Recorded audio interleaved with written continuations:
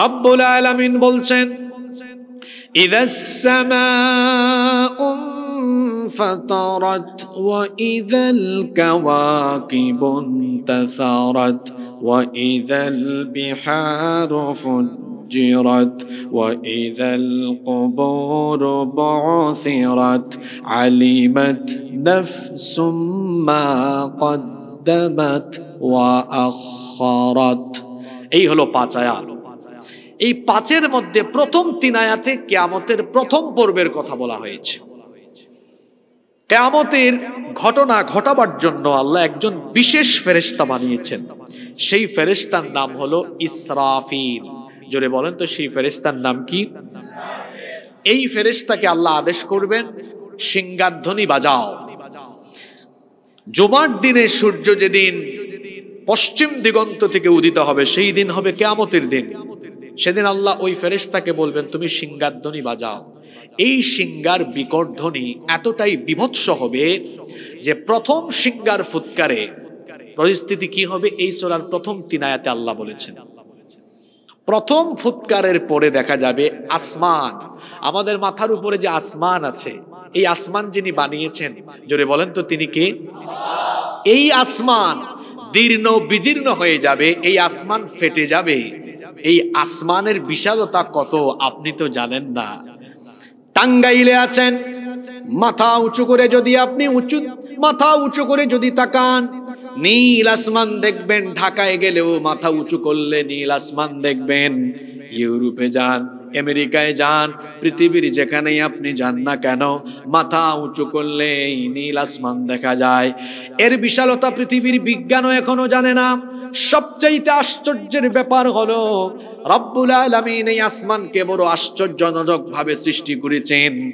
এই যে প্যান্ডেল এখানে আছে, এই প্যান্ডেল আমি যদি ধরে নেই 20,000 বা 25,000 স্কয়ার ফিট, তাহলে এখানে এই 20-25,000 স্কয়ার ফিট এই প্যান্ডেল বানানোর জন্য এখানে অসংখ্য পিলার ব্যবহার করা হয়েছে।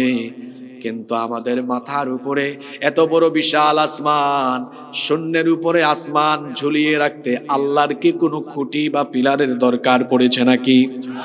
রব্বুল আলামিন কোরআনে কারীমের 13 নম্বর সূরা সূরাতুর রা'দের 2 নম্বর আয়াতে বলছেন আল্লাহুল্লাযী রাফা'আস সামাওয়াতি বিগাইরি আমাদিন তারাউনাহা থুম্মা ইসতাওয়া আলাল আরশ।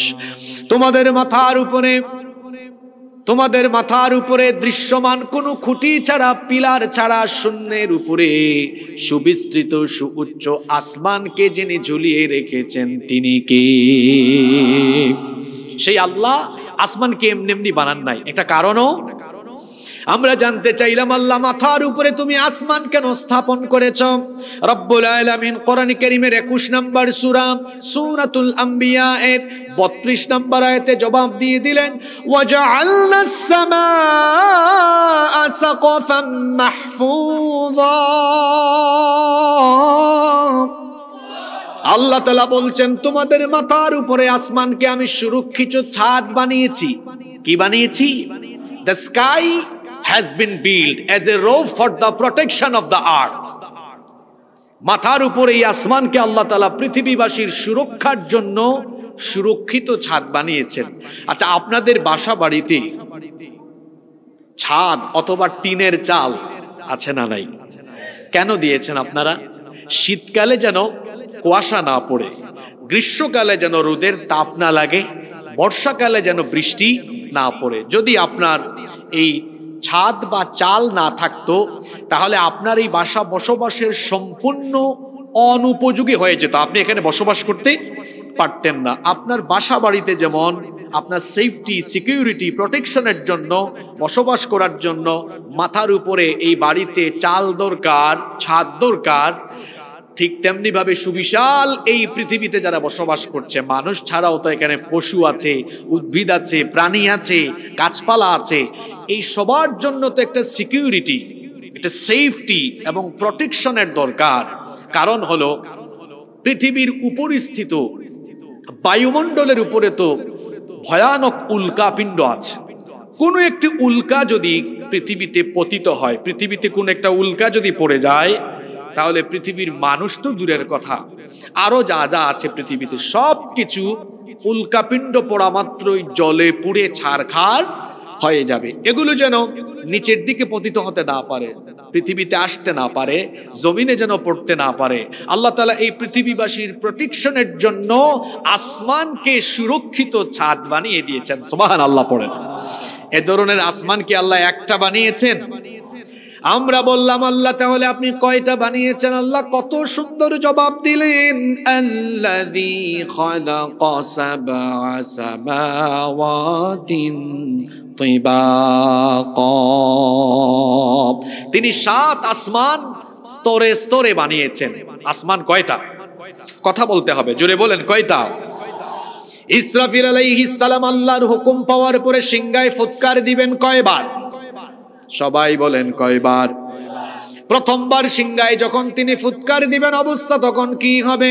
রব্বুল আলামিন বলছেন, আল্লাহ তাআলা কোরআনে কারীমে কত সুন্দর করে বলছেন, وَنُفِخَ فِي الصُّورِ فَصَعِقَ مَنْ فِي السَّمَاوَاتِ وَمَنْ فِي الْأَرْضِ إِلَّا مَنْ شَاءَ اللَّهُ। আল্লাহ তাআলা বলছেন প্রথমবার যখন সিংহায় ফুৎকার দেওয়া হবে, নিকৃষ্ট চরিত্রের লোকদের উপরে কিয়ামত আপতিত হবে, তখন তাদের কানের পর্দা ফেটে গিয়ে বেহুশ হয়ে তারা মারা যাবে। এই যে আমি জানি না কতগুলো মাইক এখানে চলছে, এই মাইকের আওয়াজ আমাদের কারো কানের পর্দা ফাটাতে পারছে না। চিন্তা করেন, একটু গভীরভাবে উপলব্ধি করার চেষ্টা করেন। ইসরাফিল সিংহার মধ্যে প্রথমে ফুৎকার দিবে একবার, ওই একটা সিংহার ফুৎকারে তখন পৃথিবীতে বেঁচে থাকা প্রত্যেকটি মানুষের কানের পর্দা ফেটে গিয়ে বেহুশ হয়ে মরে যাবে। আল্লাহু আকবার! কি বিভৎস, কত সাংঘাতিক সেই সিংহার ফুৎকার! শুধু কানের পর্দা নয়, আল্লাহ তাআলা বলছেন আসমান সমূহ আর জমিন একটা ফুৎকারের পরে ধ্বংস হয়ে যাবে, লন্ডভন্ড হয়ে যাবে। আল্লাহ তাআলা সূরা মুজাম্মিলে আরো সুন্দর করে বলেছেন, ইয়াউমা তারজুফুল আরদু ওয়াল জিবালু ওয়া কানাতিল জিবালু কাসীবাম মাহিলা। পাহাড় সহ জমিন ভয়ঙ্কর ভাবে কেঁপে উঠবে, একটা সিংহার ফুৎকারে তামাম দুনিয়া একসাথে কেঁপে উঠবে, ভূকম্পন অনুভূত হবে। সূরা জিলজালের প্রথম আয়াতে আল্লাহ বলছেন, ইযা যুলজিলাতিল আরদু জিলজালাহা, যখন পৃথিবীকে প্রবল ভাবে প্রকম্পিত করা হবে। আমরা বললাম আল্লাহ কেমন হবে সেটা? আল্লাহ বললেন, ইয়া আইয়ুহান নাসুত্তাকু রাব্বাকুম ইন্না যালজালাতাস সাআতি শাইউন আযীম। হে মানুষ, তোমরা তোমাদের ওই রবকে ভয় করো যে রবের হুকুমে এমন এক ভূকম্পন অনুভূত হবে, তামাম দুনিয়া বিরাট ভূকম্পনে প্রকম্পিত হবে। মাথার উপরের আসমানগুলো ফেটে গিয়ে একটা আরেকটার উপরে ঠাস ঠাস করে পড়ে যেতে থাকবে। আল্লাহু আকবার! রব্বুল আলামিন কোরআনে কারীমের 21 নম্বর সূরা সূরাতুল আম্বিয়া এর 104 নম্বর আয়াতে আল্লাহ বলছেন, ইয়াউমা নাতাওয়িস সামাআ কাতাইয়িস সিজিল্লি লিল কুতুব। বই পড়ে ফেলার পরে কিতাবের পৃষ্ঠা যেমন গুটিয়ে ফেলা হয়, ঠিক তেমনি ভাবে আল্লাহ তাআলা 7 আসমানকে গুটিয়ে ফেলবে। এক আসমান ফেটে গিয়ে আরেক আসমানের উপরে পড়বে। এমনি করে 7 আসমান একটার উপর আরেকটা, একটার উপর আরেকটা, একটার উপর আরেকটা ঠাস ঠাস করে পড়ে গিয়ে সবকিছু লন্ডভন্ড হয়ে যাবে। আল্লাহু আকবার! এরপরে আল্লাহ বলছেন, ওয়া ইযাল কাওয়াকিবুন তাসারাত, আর যখন তারকাগুলো বিক্ষিপ্ত ভাবে খসে পড়বে, তারকাগুলো বিশাল বিশাল তারকা, এগুলো ঝরে পড়বে, খসে পড়বে। এই যে মাথার উপরে মহাশূন্যে সূর্য আছে, সূর্যের চাইতে তারকা ছোট না বড়? প্রতিদিন কষ্ট পাই কেন জানেন?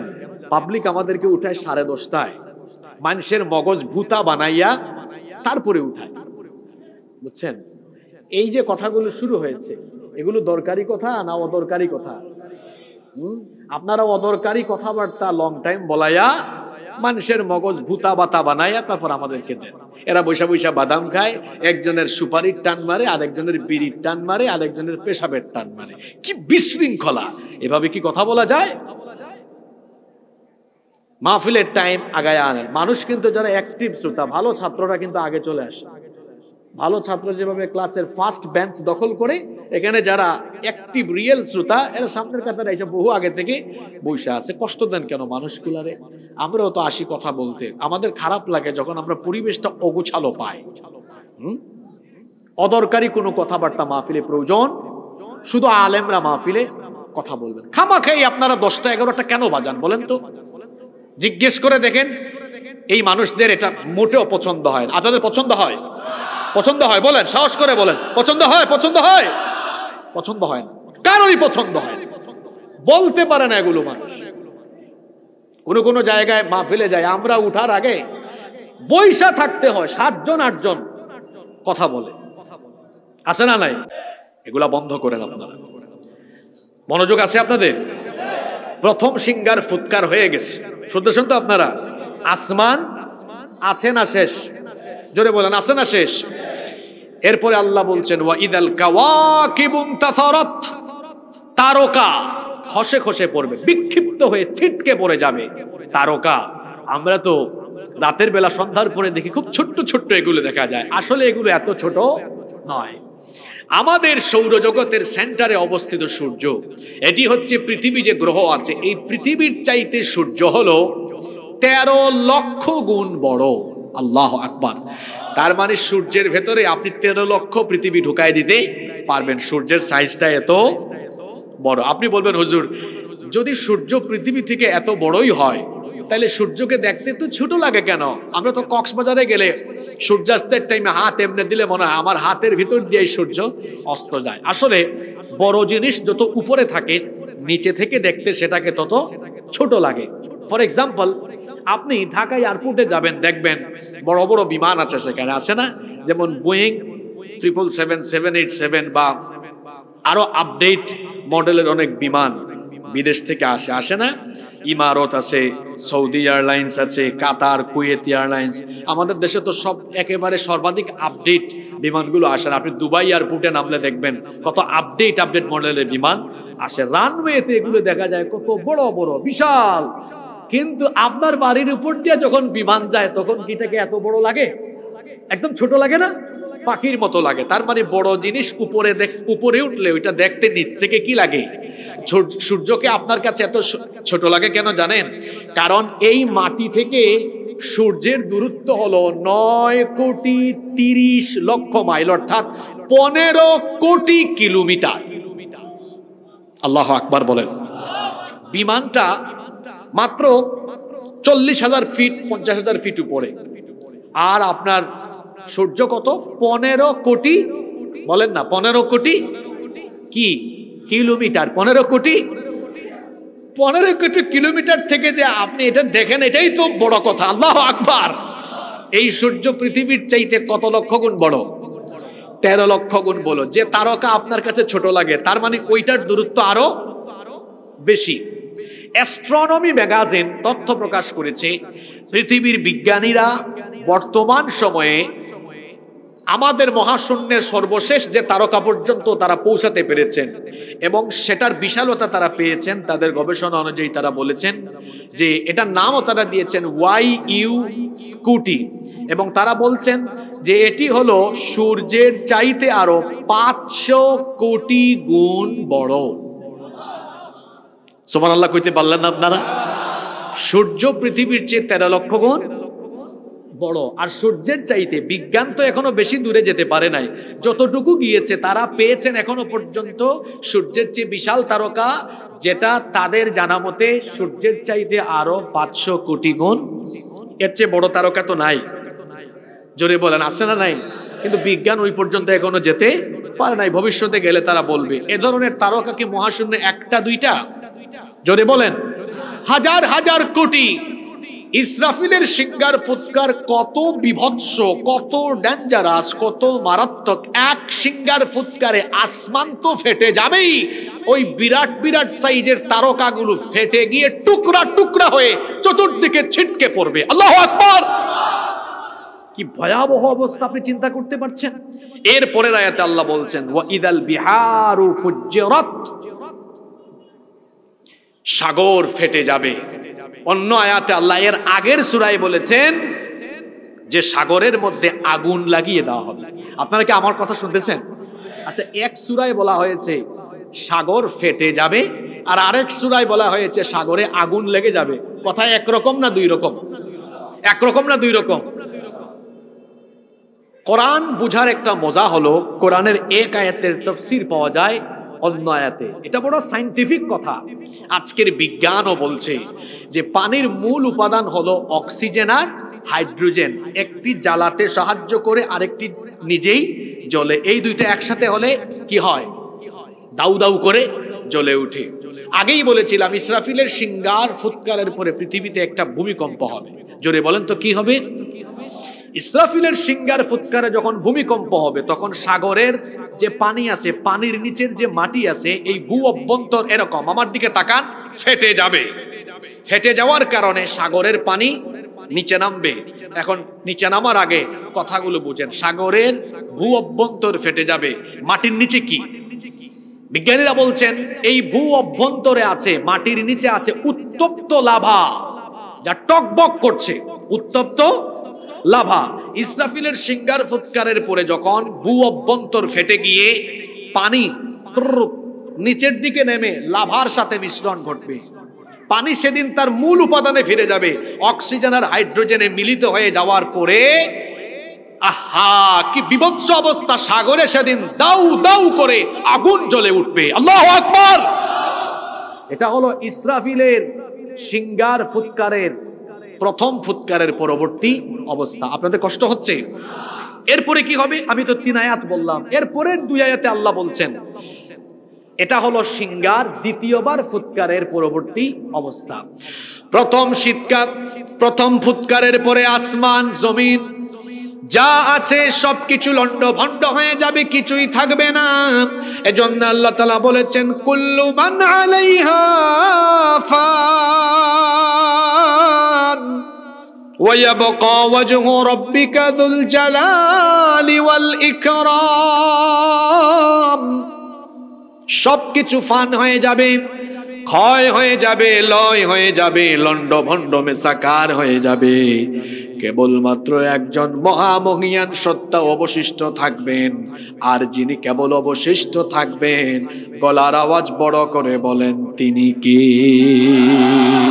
সেই আল্লাহ ছাড়া আর কিছুই থাকবে। এবার আল্লাহ বলবেন ইসরাফিল, তুমি এবার সিংহায় দ্বিতীয়বার ফুৎকার দি, তোমার দায়িত্ব তুমি কমপ্লিট করো। ইসরাফিল আলাইহিস সালাম এবার দ্বিতীয়বার সিংহায় ফুৎকার দিবেন। দ্বিতীয়বার সিংহায় ফুৎকার দেওয়ার পরে পরিস্থিতি কি হবে আল্লাহ তাআলা বলছেন সূরা জুমারের ভেতরে। আল্লাহ বলছেন সুম্মা নুফিখা ফীহি উখরা ফাইযা হুম কিয়ামুন ইয়ানযুরুন। অতঃপর দ্বিতীয়বার সিংহার যখন ফুৎকার দেওয়া হবে, কবর উন্মোচিত হয়ে যাবে। কবরগুলো একটার পর একটা খুলতে থাকবে, কবর খুলে যাবে, মানুষ কবর থেকে উঠতে থাকবে।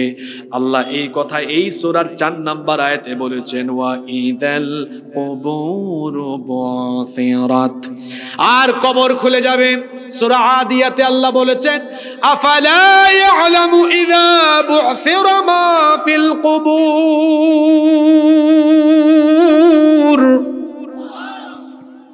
মানুষ কি ওই সময়টার কথা জানে না? যখন কবর খুলে দেওয়া হবে, কবর থেকে মানুষ উঠতে থাকবে, সেই দিন আপনারা আমরা সবাই কেমনে উঠবো শুনেন।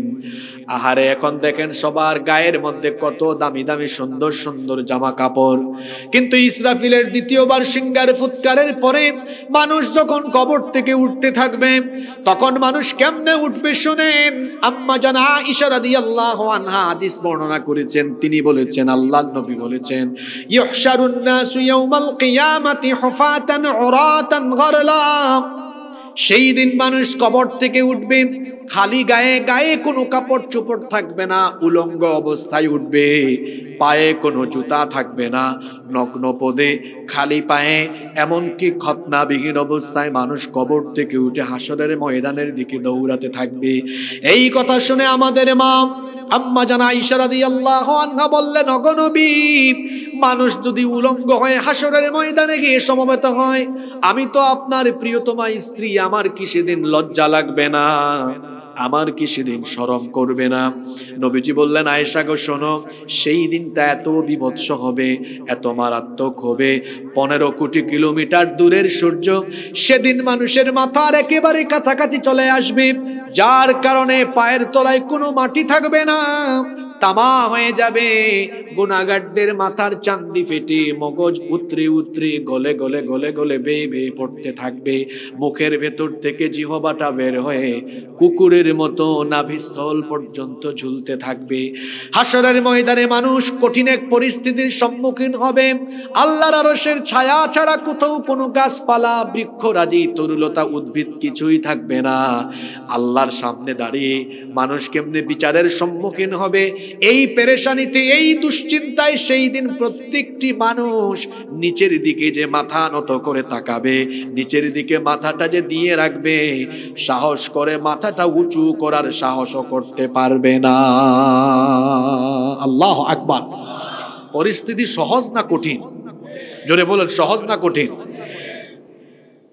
বিচার শুরু হবে, মানুষ হাসরের ময়দানে উপস্থিত, আমি আপনি আমরা সবাই সেখানে উপস্থিত থাকব।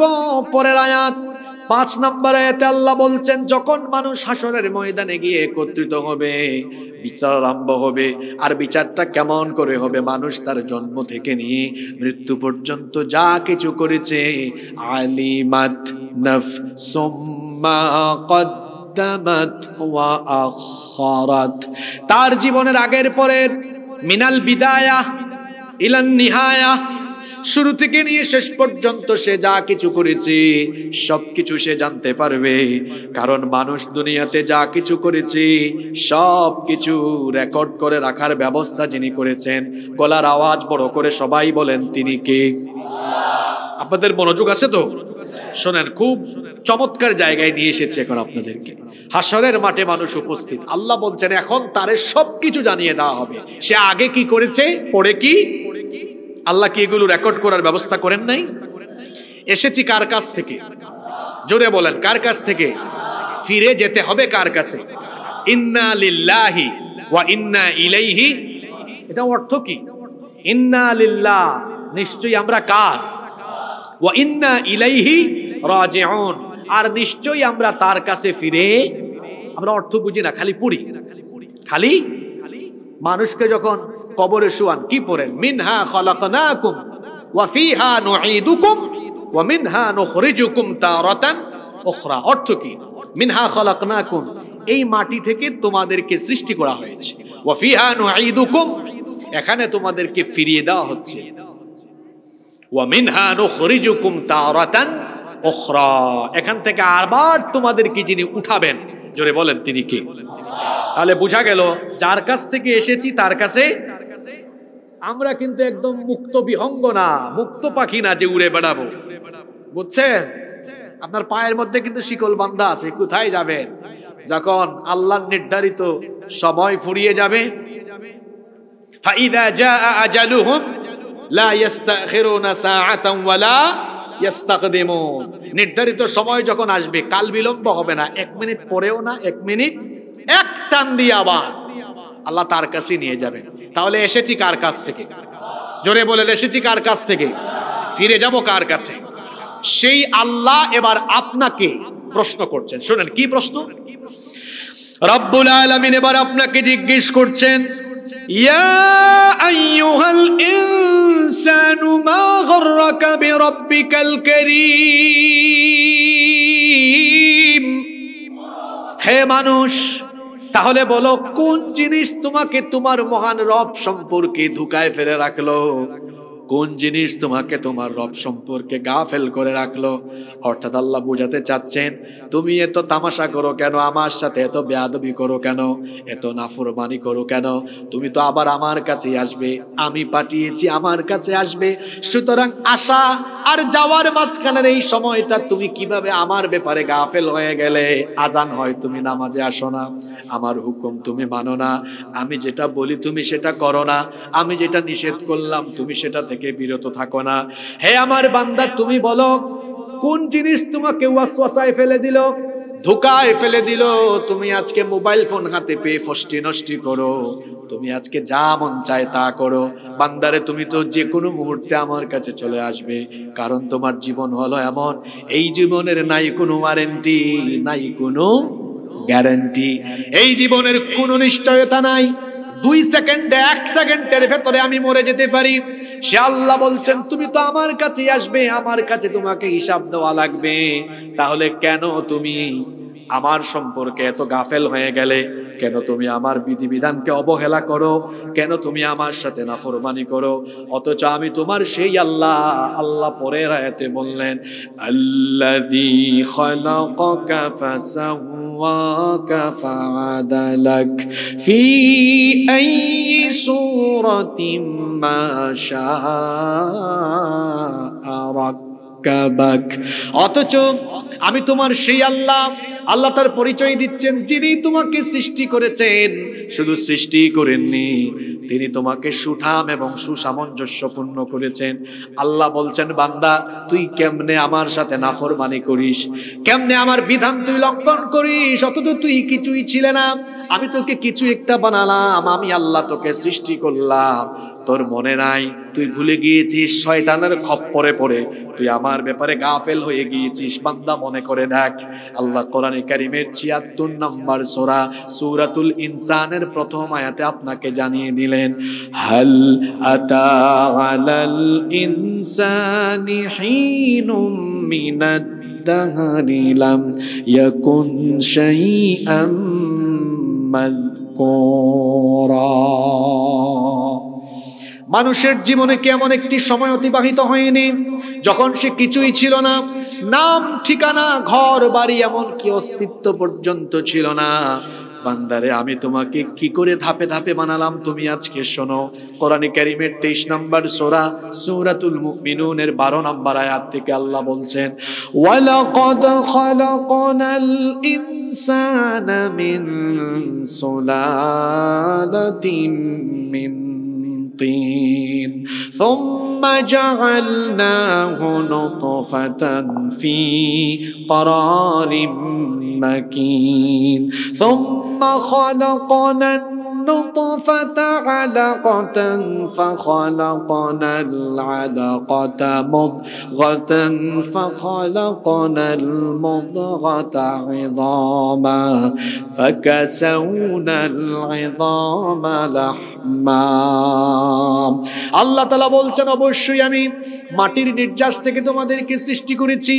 বান্দা শোনো, তুমি কিভাবে এসেছো? এখন তোমার ওজন 60 কেজি 70 কেজি, এখন তুমি 5 ফুট 6 ইঞ্চি 7 ইঞ্চি 8 9 ইঞ্চি অথবা 6 ফিট 1 2 ইঞ্চি। শোনো বান্দা, কোথায় ছিলে, কিভাবে তুমি আসলে? বান্দা শোনো, পুরুষের 1 ফুটা স্পাম, 1 ফুটা শুক্রাণু আর মহিলাদের অভাব, এই দুটোর কম্বিনেশনে আমি আল্লাহ তোমাকে বানানো আরম্ভ করলাম। কেমনে বানালাম? বান্দা শোনো, এমন 1 ফুটা নাপাক পানি থেকে আমি তোমাকে বানিয়েছি। এত বড়াই, এত বাহাদুরি, এত অহংকার তোমার, তুমি কিসের বাহাদুরি করো, কিসের অহংকার করো? অথচ তোমাকে আমি সৃষ্টি করেছি এমন 1 ফুটা নাপাক পানি থেকে, যে নাপাক পানি বের হয়ে গেলে মানুষের উপর গোসল ফরজ হয়ে যায়। এই রকম 1 ফুটা নাপাক পানি থেকে এই দুর্বল মানুষকে যিনি বানানো শুরু করেছেন তিনি কে? মানুষ সৃষ্টিগতভাবেই দুর্বল। খলিকাল ইনসানু দাঈফা, দুর্বল করে তাকে বানানো হয়েছে। কেমনে আল্লাহ বানিয়েছেন? আল্লাহ বলছেন, তোমার পিতার এক ফোঁটা স্পাম, এক ফোঁটা শুক্রাণু, সুম্মা জাআলনাহু নুতফাতান ফি ক্বারারিম মাকিন, তোমার মায়ের জরায়ুর ভিতরে সুরক্ষিত আধারে সুরক্ষিত জায়গায় আমি স্থাপন করলাম। তারপরে সেই শুক্রাণুকে আমি ধীরে ধীরে করে জাইগোটে রূপান্তর করে সেটাকে আমি জমাট বাঁধা রক্তে পরিণত করলাম। অতঃপর সেই জমাট বাঁধা রক্তকে আমি গোশতপিণ্ড বানালাম। তারপরে সেই গোশতপিণ্ডকে বড় একটা হাড্ডিতে রূপান্তর করলাম। অতঃপর সেই হাড্ডির উপরে গোশতের পোশাক আমি সেট আপ করে দিলাম।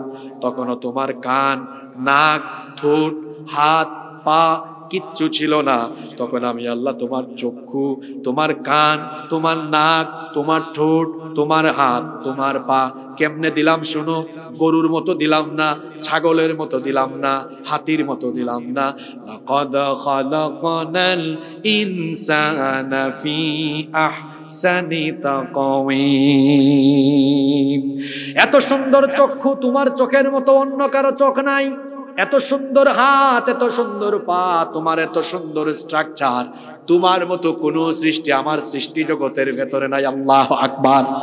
সে আল্লাহ বলছেন তোমার সবকিছু আমি সুন্দরতম স্ট্রাকচারে, সুন্দরতম অবয়বে আমি গঠন করে আমি কি করলাম বান্দা শোনো। সূরা হজের ভেতরে আল্লাহ বলেছেন ওয়া নুকিরু ফিল আরহামি মা নাশাউ ইলা আজালিম মুসাম্মা।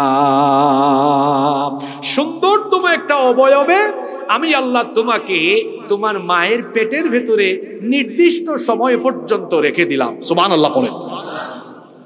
তখন কিন্তু তোমার ওজন বেশি ছিল না। এখন তো আলট্রাসাউন্ড করলে বোঝা যায়। আলট্রাসাউন্ড রিপোর্টে দেখবেন ডক্টর লিখে দেয় 3 মাসে ওজন হইল 300 গ্রাম, 400 গ্রাম, বাড়তে বাড়তে যখন মায়ের পেটের ভেতর থেকে যেদিন বাচ্চা বের হয় 2.5 কেজি, 3 কেজি, 4 কেজি, 5 কেজি। আল্লাহ বলছেন শোনো বান্দা, যখন তোমার মায়ের পেটের ভেতর থেকে তুমি বের হলে আমি আল্লাহ কেমনে বের করলাম। সুম্মা নুখরিজুকুম তিফলা,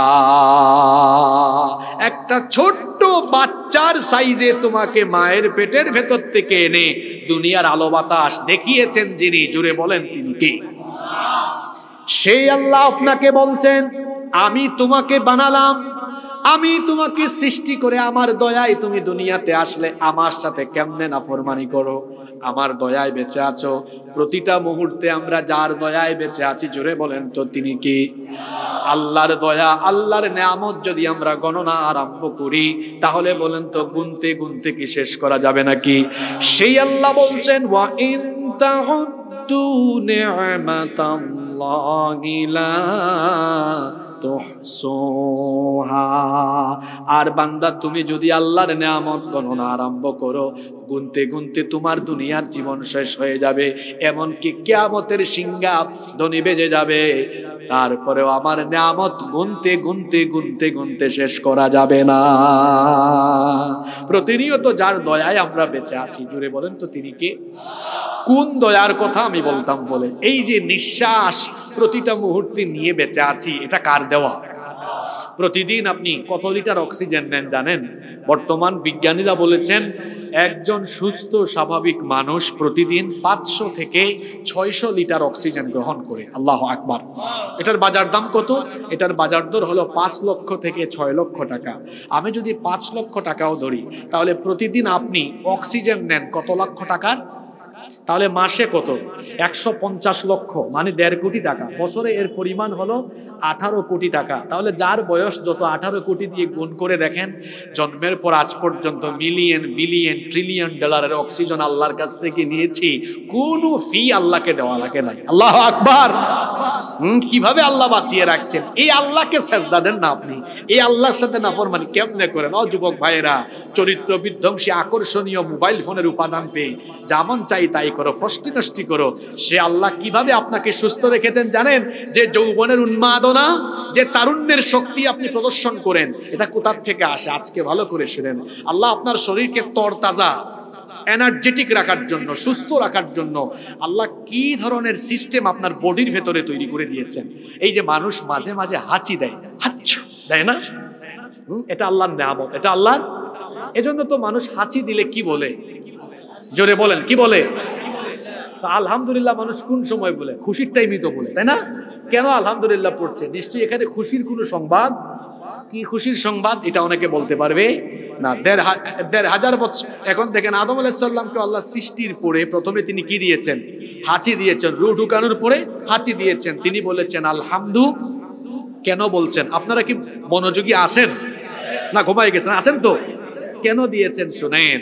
আহা, আজকের চিকিৎসা বিজ্ঞান এটা বুঝা আমাদের জন্য পরিষ্কার করে দিয়েছে। এই যে আমরা যে পরিবেশে বাস করি, আপনারা বলেন তো এই পরিবেশে ব্যাকটেরিয়া, জাম, জীবাণু কম না বেশি? শুধু কি বেশি বলবেন না অনেক বেশি বলবেন? তো প্রতিনিয়ত যে আমরা নাক দিয়ে নিঃশ্বাস নেই, এই নিঃশ্বাসের সাথে কত ধুলা বালু ময়লা নাকের ভিতর দিয়ে ঢুকে ফুসফুসে গিয়ে জমা হয়ে যায়।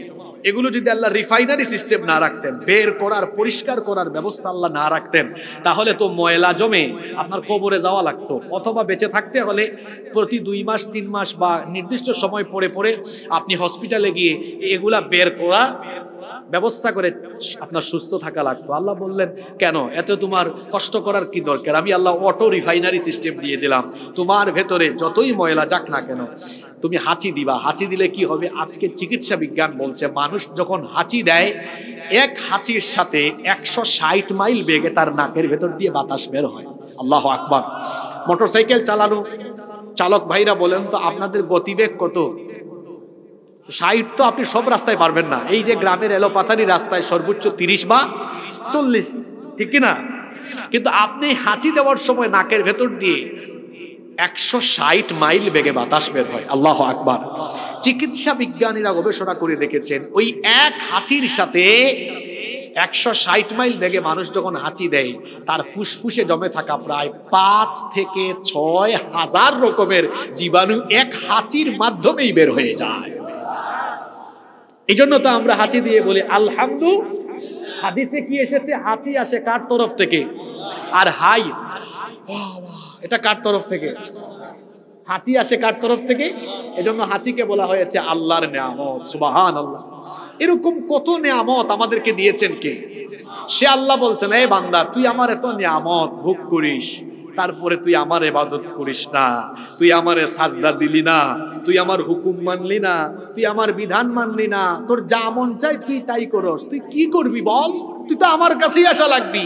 সে আল্লাহ আপনাকে জিজ্ঞেস করছেন, ইয়া আইয়ুহাল ইনসান মা গররাকা বিরাব্বিকাল কারীম, কোন জিনিস তোমাকে তোমার মহান রব সম্পর্কে গাফেল করে রাখলো? অথচ তিনি সৃষ্টি করেছেন, তিনিই সুঠাম এবং সুসামঞ্জস্যপূর্ণ করেছেন। এমনকি ফি আইয়ি সূরাতিম মা শাআ রাক্কাবাক, তিনি যেভাবে চেয়েছেন। আপনার নাক আপনার বাপের মতো হবে, আপনার চোখ আপনার মার মতো হবে, আপনার ফেস আপনার চাচার মতো হবে। আল্লাহ বলছেন আমি যারে যেভাবে চেয়েছি তারে ঠিক সেইভাবে বানিয়েছি। সুবহানাল্লাহ। দেখবেন কিছু সন্তান তার মায়ের চেহারা পেয়েছে, কিছু পাইছে বাপের চেহারা। আল্লাহ বলছেন ফি আইয়ি সূরাতিম মা শাআ রাক্কাবাক, তিনি যেমনটা চেয়েছেন তেমন সূরত দিয়ে তোমাকে বানিয়েছেন। সুবহানাল্লাহ পড়েন। সেই আল্লাহ আপনাকে প্রশ্ন করছেন, তাহলে বলো বান্দা, আলাম আমি নিয়ামত ভোগ করালাম, তুমি আমার দয়ায় বেঁচে আছো, কেন তুমি তাহলে আমার সাথে নাফরমানি করো? আল্লাহ প্রশ্ন করে এরপরে আল্লাহ বলছেন এর কারণ হলো তুমি দুনিয়াতে শয়তানের খপ্পরে পড়েছো, যে শয়তান তোমাকে শিখিয়েছে খাও দাও মজা করো, দুনিয়াটা মস্ত বড়। তুমি আসলে পরকালকে বিশ্বাস করো না। তুমি মনে করো না যে আল্লাহর সামনে দাঁড়িয়ে বিচারের সম্মুখীন হওয়া লাগবে, আল্লাহ একদিন হিসাব নিবেন। এই অনুভূতি তোমার হৃদয়ে তুমি ধারণ করো না, লালন করো না বলে তুই শয়তানের খপ্পরে পড়ে পাপ করো, গুনাহ করো। আচ্ছা আপনারা আমাকে বলেন তো, আল্লাহর সামনে দাঁড়িয়ে আমাকে হিসাব দেওয়া লাগবে, এটা যদি কেউ ভেতর থেকে ফিল করে, ওই ব্যক্তি কি এক ওয়াক্ত নামাজ কাজা করবে? আপনারা বলেন কিয়ামতের দিন প্রথম কোন আমলের হিসাব হবে? জোরে বলেন কোন আমলের হিসাব হবে? তো আমার একটা প্রশ্ন কমন প্রশ্ন ফাঁস হয়ে গেছে। প্রশ্ন কি হয়ে গেছে? ফাঁস। অনেক জায়গায় পরীক্ষা হয়, পরীক্ষা হয় না? এসএসসি এইচএসসি পরীক্ষা, পরীক্ষার্থী জানে না প্রশ্ন কি আসবে, জানে কিন্তু আমরা কিয়ামতের প্রথম প্রশ্ন জানি। আল্লাহ প্রশ্ন ফাঁস করে দিয়েছেন, আউট করে দিয়েছেন। প্রথম প্রশ্ন হবে কিসের ব্যাপারে? জোরে বলেন কিসের ব্যাপারে? এতগুলো মানুষ এখানে আসছে, অনেকে এশার নামাজটা পড়ে আসে নাই। কেন আসে নাই? তার অন্তর দিয়ে এটা ফিল করে না যে আমি যে মরে যাব, মরার পরে আল্লাহ জীবিত করে আবার বলবেন এই হিসাব দে, হিসাব দে। এটা ভেতর থেকে সে ফিল করতে পারে। আমরা মরার পরে আল্লাহ আবার জীবিত করতে পারবেন কিনা? আসতে বললেন কেন? পারবেন কিনা? ভাবতে পারে হুজুর কেমনে পারবেন? আমাদের গুরুস্থানে কবরস্থানে দেখি 100 বছর আগের মানুষ মরে গিয়েছে, কবর খুঁড়েন তো কিছুই পাবেন না, পচে গেছে, গলে গেছে। আল্লাহ এটারে কেমনে আবার জীবিত করবেন? হ্যাঁ, এটা আল্লাহর দ্বারা সম্ভব না অসম্ভব? এমনি এমনি অনেকে বলছেন আর কি। আচ্ছা একটু বুঝাই দিই, আমার হাতে এটা কি? এটা নষ্ট হলে নিয়ে যান কোথায়? জোরে বলেন কার কাছে? এটা নিয়ে যাওয়ার পরে মিকার সাহেব কি করে এটা খুলে ফেলে, পার্ট পার্ট আলাদা করে। আপনি এটা দেখলে মনে হবে হায় হায় হায় হায়, এটা আবার কেমনে জোড়া লাগাবে? দেখা যায় 15-20 মিনিট পরে মোবাইল ঠিক করে দিয়ে আবার এটার সবগুলা পার্টস আবার ফিটিং দিয়ে দিয়েছে। দেয় কি দেয় না? তাহলে এই মিকারের মাথায় খোলা, কথাটা বুঝেন, খোলা ফিটিংসের জ্ঞান দিয়েছেন কে?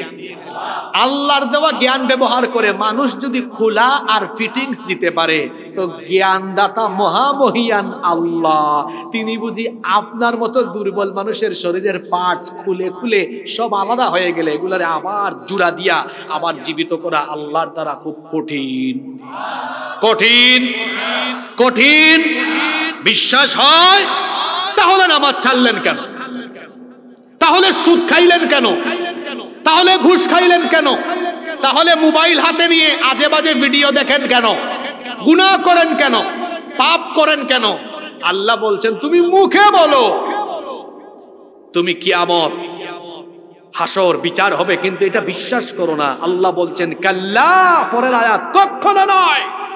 বাল তুকাযযিবুনা বিদ্দীন, তোমরা ইয়াউমুদ্দিন অর্থাৎ বিচার দিবস, কৃতকর্ম দিবসকে তোমরা অস্বীকার করো। সে আল্লাহ বলছেন অস্বীকার করে কোনো লাভ নাই, অবশ্যই সেই বিচার দিবস আসবে। আর তোমরা দুনিয়াতে যা কিছু করেছো তার হিসাব হবে। এখন বলতে পারো যে আল্লাহ দুনিয়াতে আমি যা কিছু করেছি সব কিছু আপনি কেমনে জানবেন? আল্লাহ বলেন তুমি কি মনে করেছো বান্দা? আফা হাসিবতুম আন্নামা খালাকনাকুম আবাসান ওয়া আন্নাকুম ইলাইনা লা তুরজাউন। মানুষ কি মনে করেছে অযথাই নিরর্থক তাকে সৃষ্টি করা হয়েছে, তারা কি আমার কাছে ফিরে আসবে না? সে মনে করেছে আমি যাই করি আল্লাহ সব এগুলো জানবেন কেমনে? সেই আল্লাহ বলছেন শোন বান্দা, তুই কি মনে করেছিস আমি তোকে গোয়েন্দা ছাড়া, তত্ত্বাবধায়ক ছাড়া তোরে একা একা ছেড়ে দিয়েছি নাকি? আল্লাহ পরের আয়াতে বলছেন না রে বান্দা শোন, তোর সাথে আমি কেমনে গোয়েন্দা লাগিয়ে দিয়েছি শুনে নে। ওয়া ইন্না আলাইকুম লাহাফিযিন, আর নিশ্চয়ই তোমাদের জন্য তত্ত্বাবধায়ক ফেরেশতা নিয়োগ করা হয়েছে, তোমাদের জন্য দারোয়ান, দারোগা ফিট করে দেওয়া হয়েছে, দারোগা তোমাদের সাথে নিযুক্ত করে দেওয়া হয়েছে। আমরা বললাম আল্লাহ তাদের নাম কি? তারা কারা? আল্লাহ বললেন তাদের নাম হলো কিরামান কাতিবিন। বলেন তাদের নাম কি? কিরামান। জোরে বলেন। আপনাদের সাথে আমার সাথে সবার সাথে দুইজন আছে, এদের নাম কিরামান। জোরে বলেন কিরামান। আমরা বললাম আল্লাহ এই দুইজন আমাদের কোন দিকে আছে? সামনে না পিছনে, ডানে না বামে?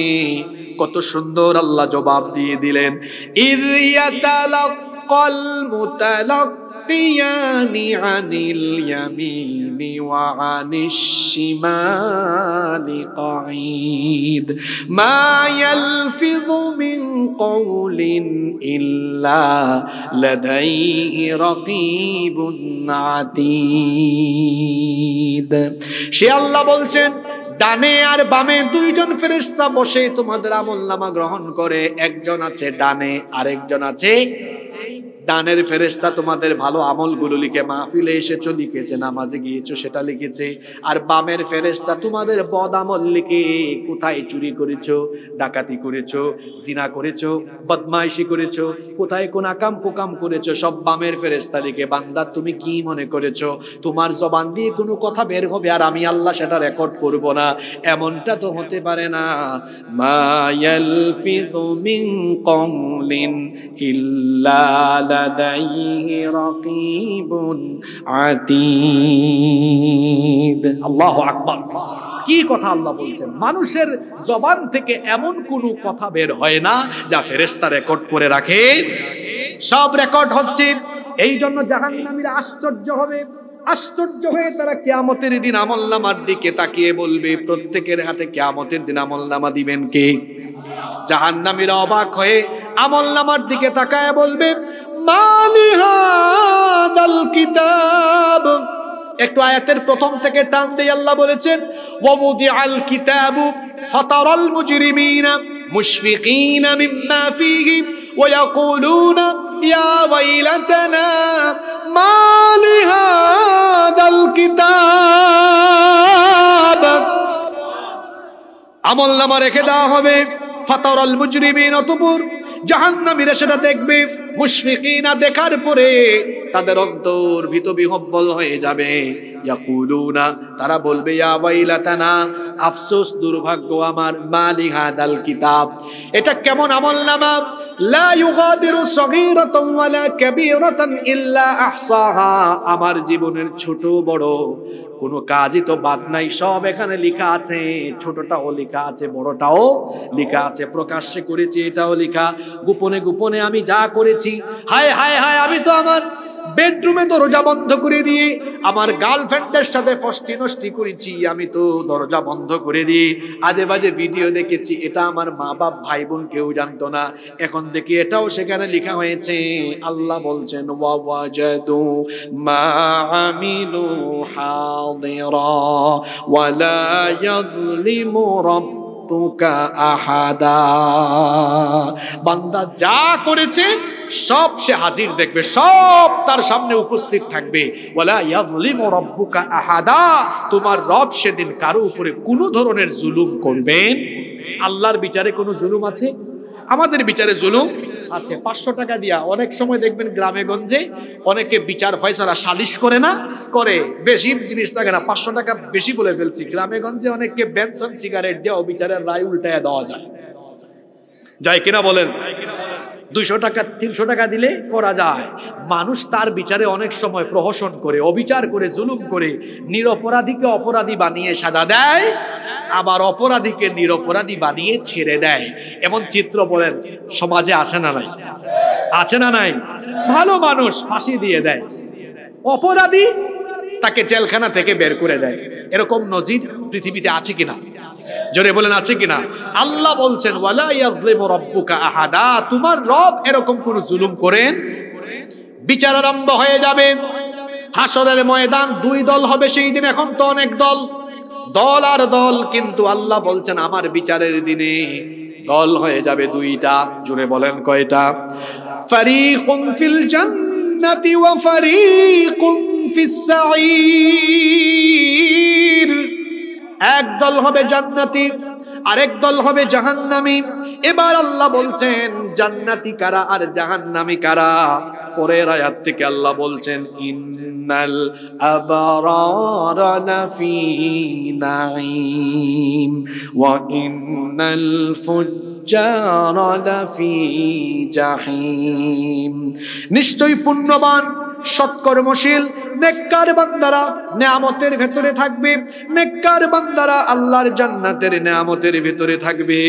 প্রশ্ন হতে পারে, জান্নাতের ভেতরে কত নেয়ামত? আল্লাহ কত সুন্দর জবাব দিচ্ছেন। কোরআনের এক আয়াতের তাফসীর অন্য আয়াতে আছে, ওয়া ইযা রাআইতা সুম্মা রাআইতা নাঈমান ওয়া মুলকান কাবীরা। বান্দা তুমি জান্নাতে যেদিকে তাকাবে, যেদিকে দেখবে, আবার তাকাও, আবার দেখবে, আবার তাকাও, আবার দেখবে, শুধু তুমি নেয়ামত আর নেয়ামত, নেয়ামত আর নেয়ামত দেখবে। সুবহানাল্লাহ। জান্নাতে নেয়ামতের কোনো কমতি, এত নেয়ামত। এক একটা জান্নাত কত বড়, আপনারা কি আসেন না ঘুমাই গেছেন? এক একটা জান্নাত কত বড়। আল্লাহর নবী বলেছেন একেবারে সর্বনিম্ন ক্যাটাগরির জান্নাত, জোরে বলেন, সর্ব না সর্বোচ্চ বললাম? সর্ব মানে এর চেয়ে নিচে, আর সর্বনিম্ন পর্যায়ের জান্নাতির জান্নাত হলো, নবীজি বলেছেন তার জান্নাত পৃথিবীর মতো 10টা পৃথিবীর সমান বিশালতার জান্নাত হবে। এটা সর্বোচ্চ না সর্বনিম্ন? আপনারা খুশি না বেজার? আচ্ছা, আপনাদের ঘর, আপনাদের বাড়ি, আপনাদের এলাকায় জায়গা জমির হিসাব আপনারা স্কোয়ার ফিট দিয়ে করেন, শতক, বিঘা, কানি, গন্ডা কিভাবে করেন? হ্যাঁ, শতক। আপনার বাড়ি মনে করেন 10% জায়গার উপরে এরিয়া, তা আপনার বাড়ির চৌকাঠ কয় ফুট? কথা বলছেন না কেন আপনারা? কয় ফুট চৌকাঠ বুঝেন না? এক পাল্লা থেকে আরেক পাল্লার মাঝখানের দূরত্ব আপনারা পাল্লা বলেন? 3.5 ফিট না? 3.5 ফিট। 3.5 ফিট প্রশস্তটা বলছি, প্রশস্ত 3.5 ফিট না? তো জান্নাত যদি সর্বনিম্নটাই 10টা দুনিয়ার সমান হয়, তো চৌকাটের মাঝখানের প্রশস্ততা কি 3.5 ফিট হবে? কত তাইলে? আল্লাহর নবী বলেছেন কত? আল্লাহর নবী বলেছেন জান্নাতি, সর্বনিম্ন জান্নাতের জান্নাত, এত বড় জান্নাত, দরজার 2 পাল্লার মাঝখানের প্রশস্ততা, ব্যাপকতা হবে সৌদি আরবের মক্কা সিটি থেকে বাহরাইনের হাজার সিটি। গুগল ম্যাপ সার্চ করে দেখেন, গুগল ম্যাপের ডিস্টেন্স হলো 1200 কিলোমিটারের বেশি। তার মানে জান্নাতের এক দরজা থেকে আরেক দরজার মাঝখানের এই প্রশস্ততা হলো 1200 কিলোমিটার ব্যাপকতার সমান। আরো আসতে বলেন সুবহানাল্লাহ। এই জান্নাতে বান্দা ঢুকবে। জান্নাতের বিল্ডিং গুলা তার জন্য কেমন? আমাদের ঢাকা শহরের বিল্ডিং যেমন, তাই তো? কেমন? আল্লাহর নবী বলেছেন লিবনাতুম মিন যাহাবিন ওয়া লিবনাতুম মিন ফিদ্দাহ ওয়া মালাতুহাল মিসকুল আদফার ওয়া হাসবাউহাল লুলু ওয়াল ইয়াকুত ওয়া তুরবাতুহাজ জাফরান। নবীজি বলেছেন স্বর্ণ আর রৌপ্যের ইটের গাঁথুনি দিয়ে জান্নাতের দেয়াল প্রস্তুত করা হয়েছে। সিমেন্ট আর বালুতে কোনো দুর্গন্ধ নাই, মেশকে আম্বরের সুগন্ধ, ইয়াকুত আর মতির পাথর ব্যবহার করা হয়েছে, ইটালিয়ান টাইলস নয়, জাফরান দিয়ে জান্নাতের ফ্লোর সাজানো হয়েছে। সুবহানাল্লাহ। ফার্নিচার, আসবাবপত্র কেমন? মানুষের কল্পনার চাইতেও সুন্দর, স্বর্ণরৌপ্য খচিত। শুধু তাই নয়, জান্নাতীরা জান্নাতে যাবে সবুজ সবুজ আসনে, সুউচ্চ আসনে হেলান দিয়ে জান্নাত অবলোকন করবে, ঝর্ণার কলকল ধ্বনি শুনবে। জান্নাতীরা জান্নাতে ঢোকার পরে আল্লাহ তাদেরকে মেহমানদারি করবেন। সর্বপ্রথম জান্নাতীদের সামনে মাছের কলিজা ভুনা করে পরিবেশন করা হবে। এখানেই শেষ নাকি? তারপরে চিকেন আছে, মাটন আছে, বারবিকিউ আছে, ফিশ আছে, সেখানে বারবিকিউ ডিনার পার্টি পর্যন্ত হবে, সব আছে। এমনকি ওয়ালাহমিন তাইরিম মিম্মা ইয়াশতাহুন, বান্দা যে ধরনের পাখির গোশত চাইবে সেরকমের পাখির গোশতও থাকবে। সুবহানাল্লাহ। রেস্টুরেন্টে ঢুকেন, অর্ডার করেন, অর্ডার করলে খাবার কি সাথে সাথে আসে না কিছু দেরি হয়?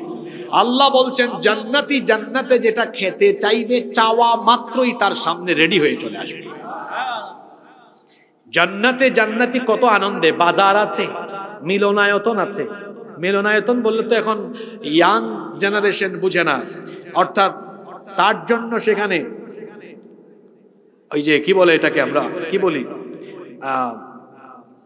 অডিটোরিয়াম, বা সেখানে তার বিনোদনের জন্য আলাদা বিনোদনের ব্যবস্থাও থাকবে। এক একজন জান্নাতি, সর্বনিম্ন জান্নাতির জন্য আল্লাহ 80,000 খাদেম রেখে দিবেন। সুবহানাল্লাহ। কত হাজার? আপনারা খুশি না বেজার? তারপরে জান্নাতীদের জন্য হরেক রকমের ড্রিঙ্কস, সেখানে আছে মদ।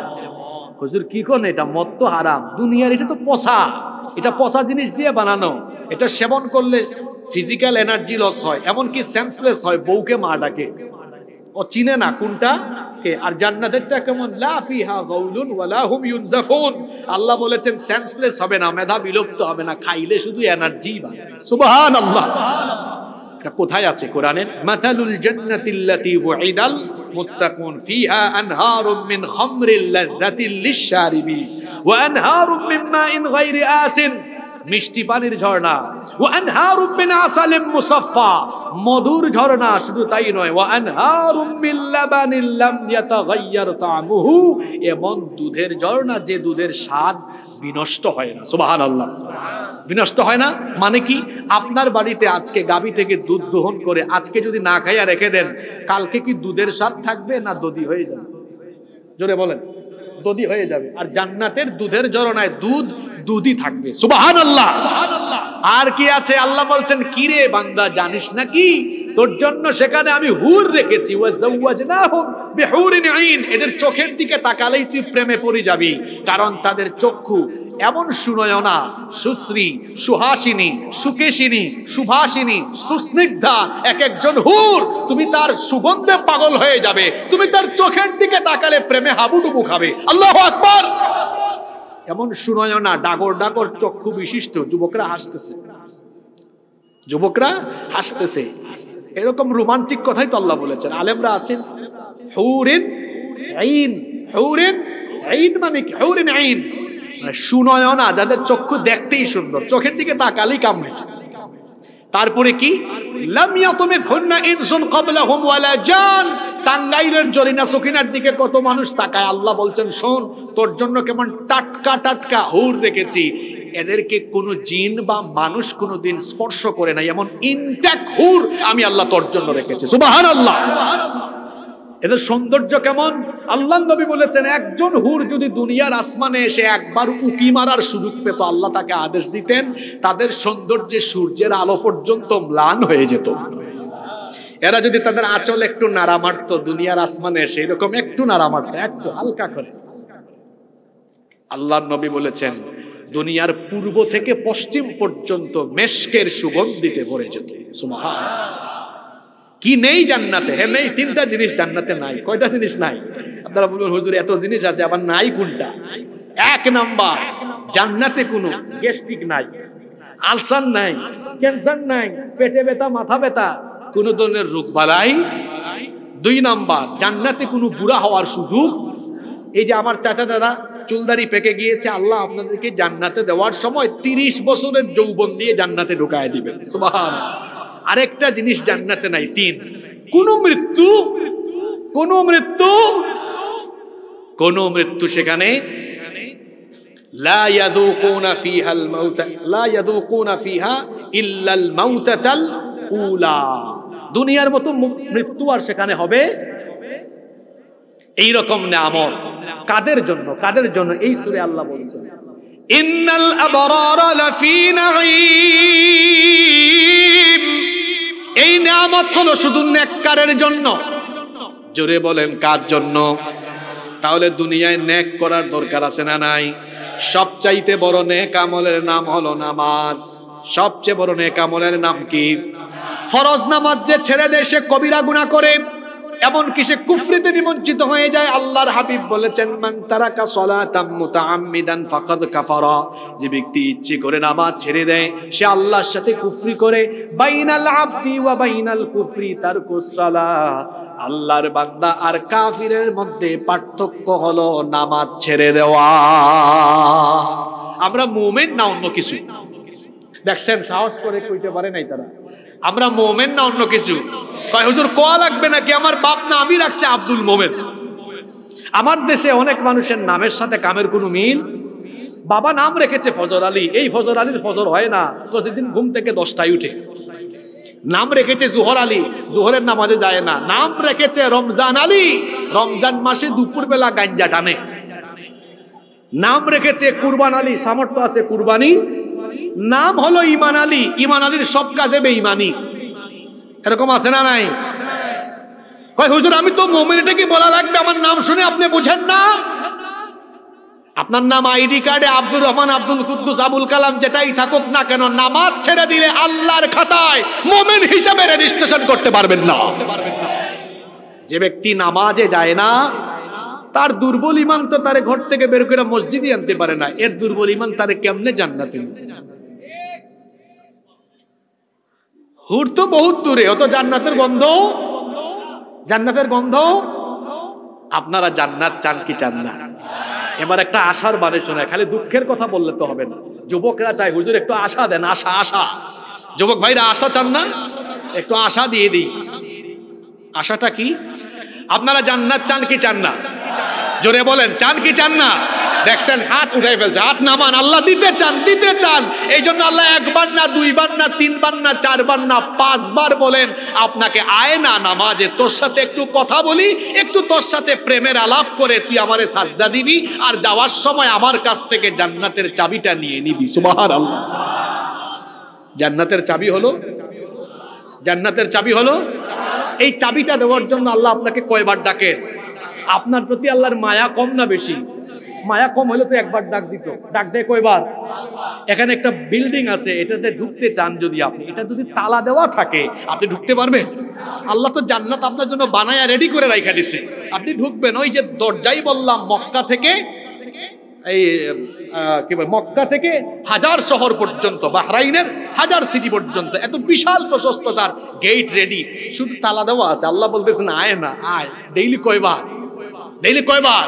আয় না, আয়, 5 বার আয়, আমার কাছে আয়, আমারে সাজদা দে, মসজিদে আয়, আমার কাছে হাজিরা দে, আর যাওয়ার সময় তোর জন্য যে রেডি করে রাখছি ওই জান্নাতের চাবিটা আমার কাছ থেকে নিয়ে নে। সুবহানাল্লাহ। যুবক ভাইরা, সেই চাবি আনতে প্রতিদিন নামাজে যেতে হবে কয়বার? কয় হুজুর আমি এখন কেন যাবো? চুলদারি পাকুক, সাদা হোক, তারপর যাবো। আপনি যে চুলদারি আপনার পাকবে এর কোনো নিশ্চয়তা আছে? নিশ্চয়তা আছে? Keep in your mind, there is no serial of death. মৃত্যুর কোনো সিরিয়াল যে পরে আসছে সে আগে চলে যেতে। তাইলে আমরা আজ থেকে নামাজ ছাড়বো না, এই ওয়াদা আল্লাহর সাথে করা যায়? ওয়াদা, ওয়াদা কারা কারা রাজি? হাত তুলে। ইমাম সাহেব, হুজুর আপনি দেখা রাখেন, বলেন আল্লাহ আমাদেরকে কবুল করে। হাতগুলো নামান। তাইলে আল্লাহ জান্নাতের নিয়ামত রেখেছেন কাদের জন্য? নেককারদের জন্য। আমি বলছিলাম বিচারের দিনে ভাগ হবে কয়টা? দল হবে কয়টা?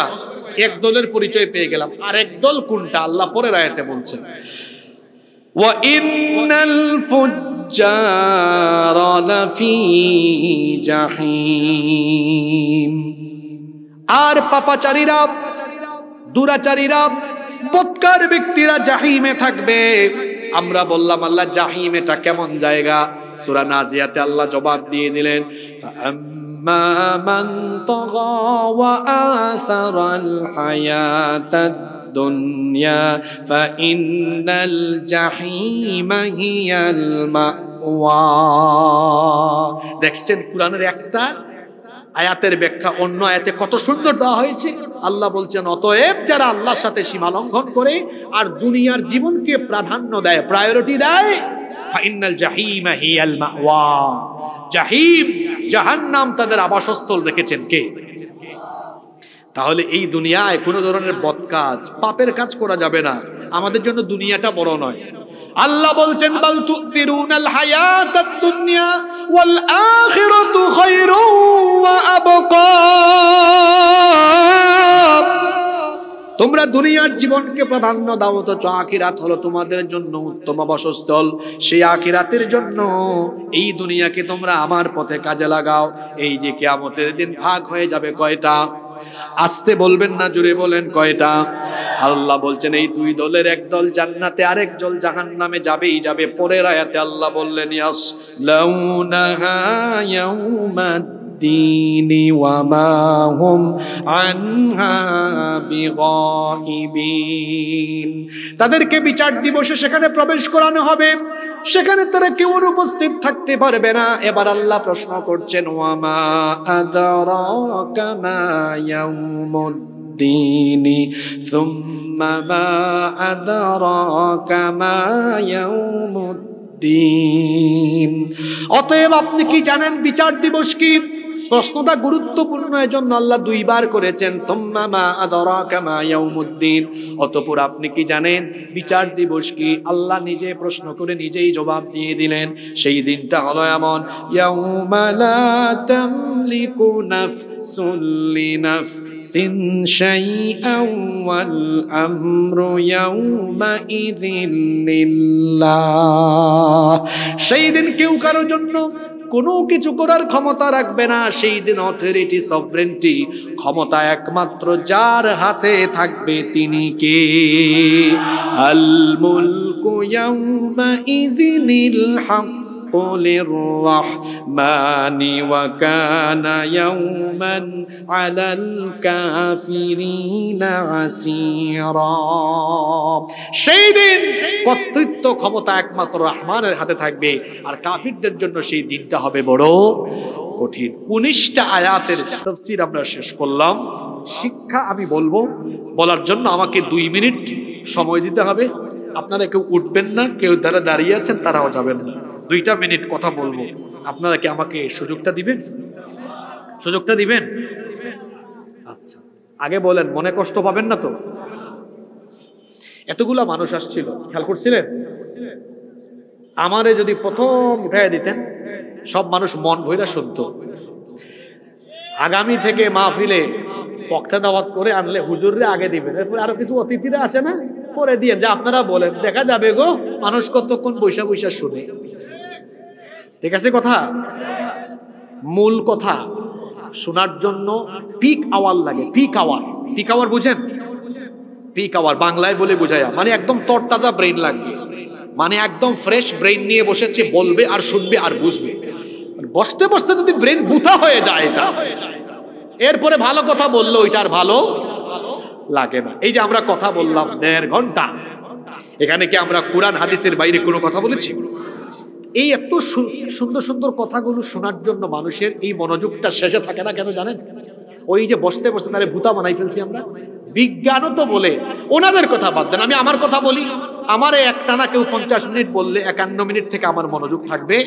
যেমন আমরা ইউনিভার্সিটিতে পড়াশোনা করেছি, মাদ্রাসায় পড়েছি, ইউনিভার্সিটিতেও পড়েছি, এই জন্য আমাদের লেকচার পিরিয়ড সাজানো হয়। 45 মিনিট বা 50 মিনিট পর পর টিচার কি হয়, চেঞ্জ হয়। ইউনিভার্সিটিতে দেখা যায় এক রুমে ক্লাস হয় না, এক এক ইউনিভার্সিটির এক এক সিস্টেম। আমরা দেখতাম আমাদের ইউনিভার্সিটিতে রুম চেঞ্জ হইতো।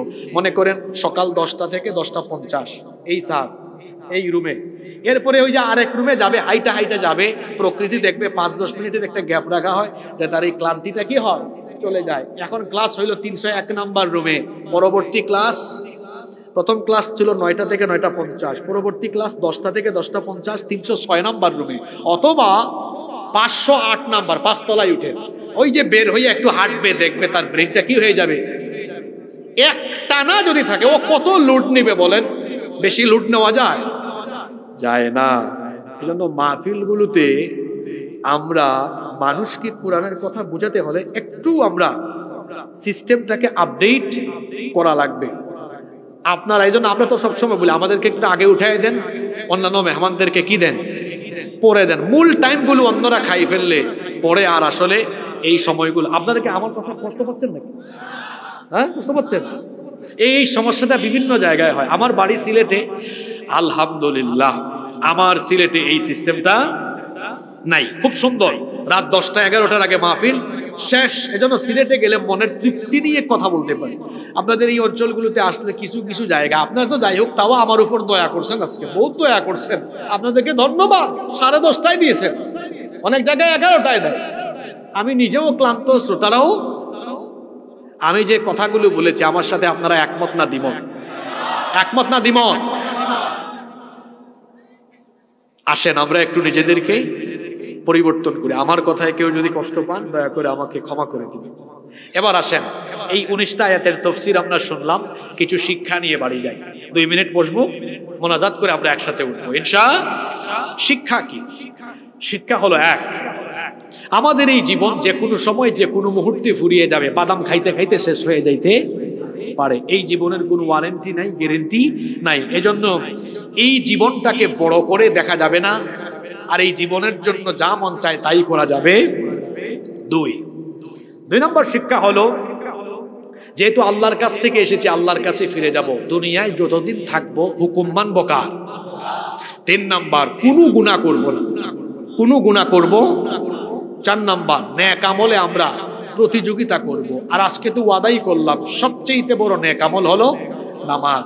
কয়েকটা নসিহত করে যাই, নামাজ ছাড়বো না, আব্বা আম্মার সাথে বেয়াদবি করব না, সুদ ঘুষ বা কোনো হারাম উপার্জনে নিজেকে সম্পৃক্ত করব না, কারণ হারামখোরের কোনো ইবাদত কবুল হয়। 5 নাম্বার শিক্ষা হলো, 5 নাম্বার শিক্ষা হলো যে আমাদের প্রত্যেকের সাথেই তো দারোয়ান ফেরেশতা আছে, এই জন্য গোপনে গোপনে গুনাহ করার ব্যাপারে আমরা সতর্ক থাকবো। এই যে যুবকেরা, আমি এটা বিশেষ করে আমার যুবক তরুণ ছাত্র ভাইদেরকে বলি, এই যে চরিত্র বিধ্বংসী আকর্ষণীয় উপাদান, এটা পাইয়া একাকী নীরবে নিভৃতে তার রুমে যেমন চাই তাই করে, আমার একা রুমে আমি কি করি কেউ জানে না, কিন্তু যিনি জানেন তিনি কে? যাদের হৃদয়ে আছে আল্লাহর ভয়, তারা কবু পথ ভুলে যায় না। আল্লাহর প্রেম ছাড়াই দুনিয়ায় কারো কাছে কোনো কিছু চায় না, কারো কাছে কোনো কিছু চায় না। রাতের বেলা এই মোবাইলে তাহাজ্জুদ করে যুবকরা ৩টা-৪টা পর্যন্ত মোবাইলেই থাকে, মোবাইলটা রেখে দেন। রাতের আধারে যারা সিজদাতে রয়, দু চোখের অশ্রুতে নদী যেন বয়। রাতের আধারে যারা সিজদাতে রয়, দু চোখের অশ্রুতে নদী যেন বয়। ছলনার হাত ছানি যত আসুক, পেছনে ফিরেও তাকায় না, পেছনে ফিরেও তাকায় না। যাদের হৃদয়ে আছে আল্লাহর ভয়, তারা কভু পথ ভুলে যায় না। আল্লাহর প্রেম ছাড়াই দুনিয়ায় কারো কাছে কোনো কিছু চায় না, কারো কাছে কোনো কিছু চায় না। রাতের আধারে সাজদা দিব কাকে? আল্লাহ তৌফিক দেন। এই 5টা শিক্ষা নিয়ে আমরা যদি বাস্তব জীবনে কাজে লাগাতে পারি, তাহলে এত টাকা খরচ করি মাহফিলের আয়োজন সফল হবে, সার্থক হবে ইনশাআল্লাহ। সূরা ইনফিতার থেকে যত কথা বলেছি, আল্লাহ আমাদের সবাইকে আমল করার তৌফিক দান করেন।